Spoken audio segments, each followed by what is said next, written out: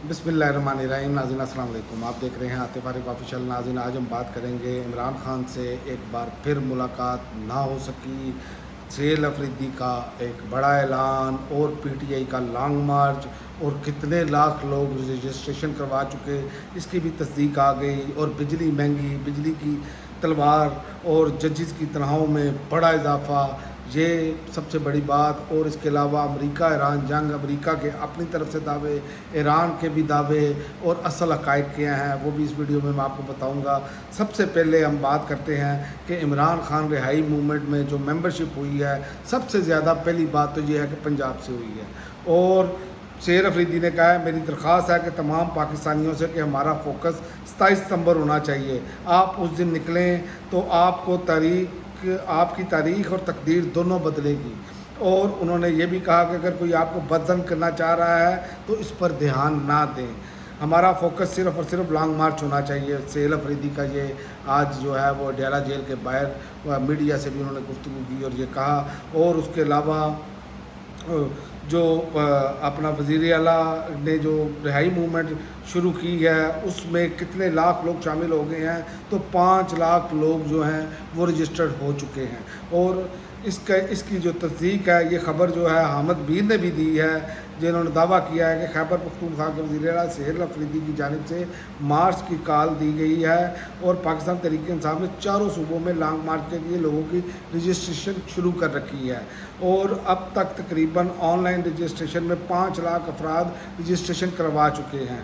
तो सेल अफरीदी ने एक और बात कही है जो आज मुलाकात नहीं होने दी। उन्होंने कहा आज मैं 27 सितंबर से पहले अडयाला आखिरी बार आया हूँ, आज के बाद अडयाला तब आऊँगा जब मुझे गारंटी देंगे और मुझे कॉल करके कहेंगे कि आपकी मुलाकात करवा रहे हैं, कहेंगे। और उन्होंने कहा कि अपनी तवज्जो 27 सितंबर पर रखें, ये इनके लिए 27 सितंबर ढूंढना ख्वाब बन चुकी है। तो देखते हैं, सेल अफरीदी के भी दावे जो हैं वो बड़े हैं, लेकिन अगर अमल होता है तो यकीन करें कि तारीख़ वाकई ही बदल जाएगी। और दूसरा जो पाकिस्तानी कौम पर जो है वो दुर्रे पड़ रहे हैं वो ये है कि सहमाई एडजस्टमेंट के तहत बिजली जो है 3 माह तक महंगी होने का इम्कान है। सहमाई एडजस्टमेंट के तहत फ़ी यूनिट बिजली 3 माह तक महंगी होने का इम्कान है। और ज़राए के मुताबिक सहमाई एडजस्टमेंट के तहत जो है हर महीने ₹1.34 फ़ी यूनिट जो है वो बिजली महंगी हो सकती है। तो ये सूरत हाल है, एक तरफ ये है। और दूसरी जानिब आप देख लें कि आला अदलिया के जजेस की तनख्वाह और मराद में बड़ा इजाफा कर दिया गया है। जैसे पाकिस्तान में निज़ाम इंसाफ दुनिया का नंबर 1 निज़ाम इंसाफ है। आप अदालतों का और जो निज़ाम इंसाफ का हाल है वो हर पाकिस्तानी जानता है। हाई कोर्ट जजेस की बुनियादी तनख्वाहों में भी इजाफा किया गया है। आला अदलिया की जजेस की तनख्वाहों और अलाउंसेस में इजाफे का इतलाक़ 10 दिसंबर 2025 से कर दिया गया है।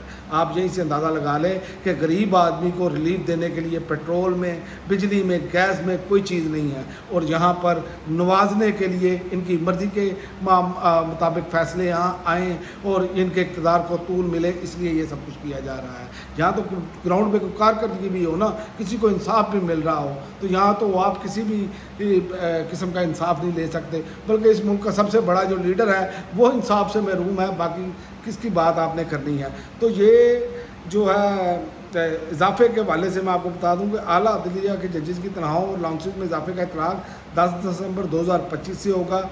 जजों को इजाफे के बकाया जात भी मिलेंगे। चीफ जस्टिस पाकिस्तान की माहाना बुनियादी तनख्वाह 15,50,000, जबकि सुप्रीम कोर्ट के दीगर जजेस की माहाना बुनियादी तनख्वाह 15 लाख रुपये होंगी।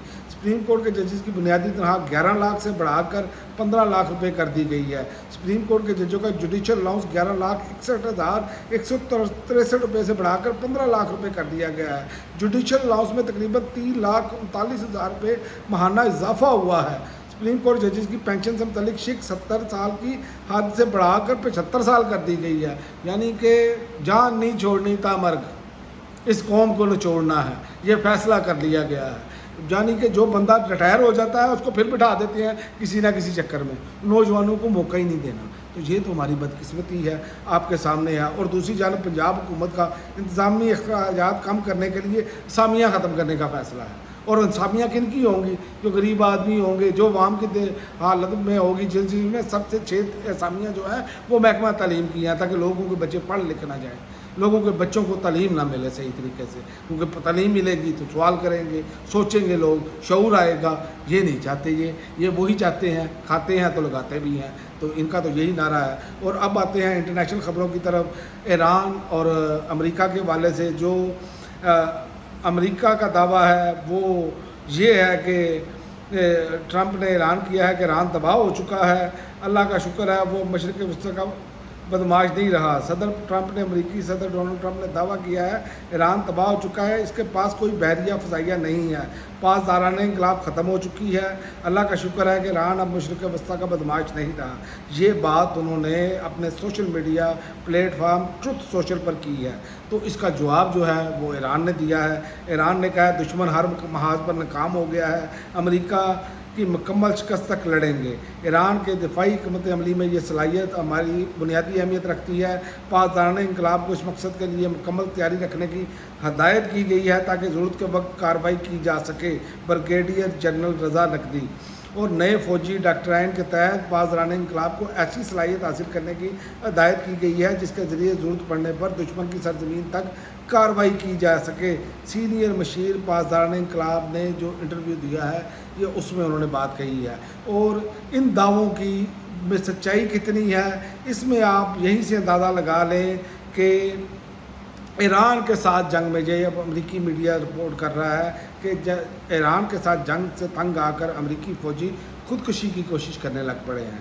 ایران کے خلاف جنگ میں جو انہوں نے کہا تنگ آ کر امریکی طیارہ بردار بحری بیڑے پر تعینات اہلکاروں نے خودکشی کی کوشش کی ہے، کئی اہلکاروں نے۔ امریکی میڈیا کے مطابق طویل تعیناتی کے باعث امریکی طیارہ بردار بحری جہاز USS ابراہیم لنکن سے متعدد امریکی اہلکاروں نے سمندر میں کودنے کی کوشش کی۔ امریکی نیوز ویب سائٹ کے مطابق ایک اہلکار کی اہلیہ نے بتایا کہ طویل اور مسلسل ڈیوٹی کے باعث ان کے شوہر نے جہاز سے چھلانگ لگانے کی کوشش کی، جبکہ جہاز کے عملے نے کئی اہلکاروں کو ایسا کرنے سے روکا۔ تو صورتحال تو یہ ہے کہ جو خبریں آ رہی ہیں وہ تو ایسے نظر آ رہا ہے کہ جیسے امریکی افواج میں بددلی پھیلی ہے، کیونکہ یہ امریکہ کی جنگ نہیں ہے، یہ امریکہ زبردستی آ کے جنگ میں گھسا ہے، اس لیے نہ وہ جذبہ ہے نہ وہ کچھ ہے۔ ایران میں جذبہ اس لیے ہے کہ ایران پر اٹیک کیا گیا ہے اور ایران اپنا دفاع کر رہا ہے۔ تو دونوں جانب سے آپ صورتحال دیکھیں، پاکستان کی صورتحال دیکھیں، وہ بھی میں نے آپ کو بتا دی ہے۔ جو انٹرنیشنل صورتحال ہے اس ٹائم مین جو اس خطے کے حوالے سے، تو وہ بھی آپ کے سامنے ہے۔ حالات جو ہیں وہ ہر طرف سے جو ہے وہ عجیب و غریب ہی چل رہے ہیں، ابھی تک کوئی چیز کلیئر نہیں ہے کہ ہوگا کیا۔ اب تک کے لیے ناظرین اتنا ہی، اگلی ویڈیو تک اجازت دیں، اللہ حافظ۔